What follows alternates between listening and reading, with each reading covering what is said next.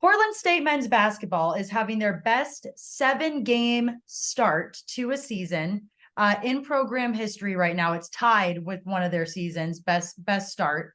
A big reason behind that is sophomore point guard Ismail Habib. He's here with us now.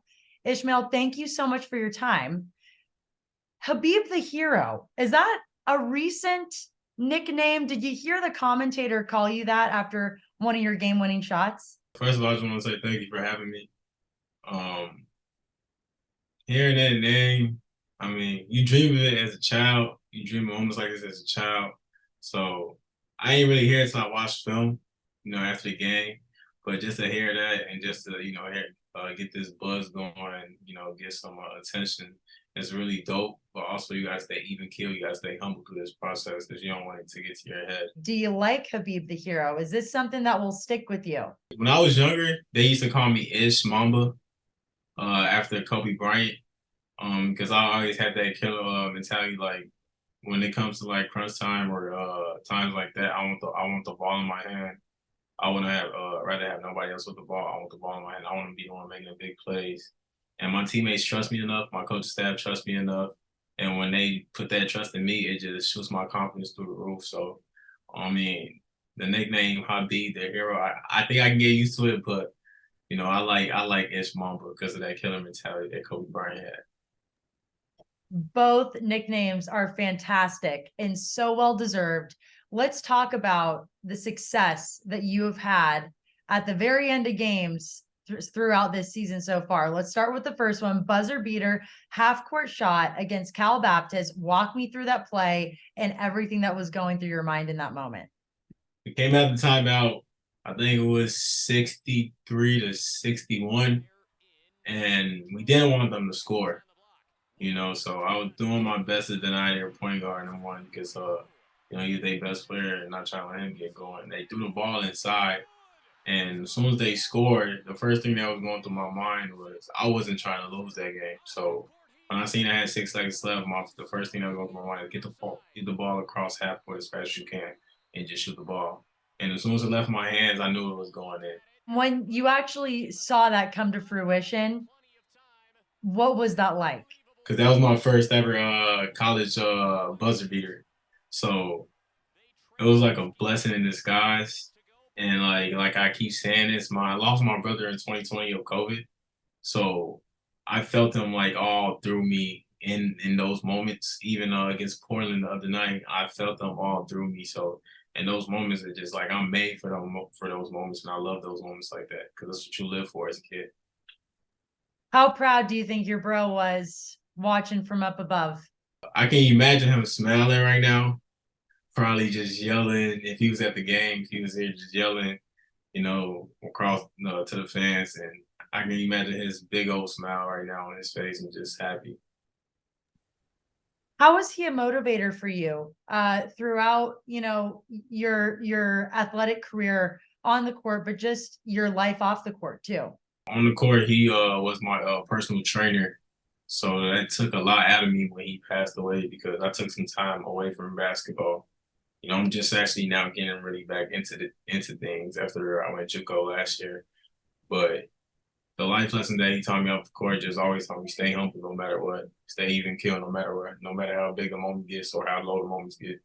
Just stay even kill because when you do that, it shows that there is no pressure on you, and it shows that you're not scared of nothing. You're not scared of the big moments or the little moments. So he taught me a lot, and I take it with me on the court and off the court.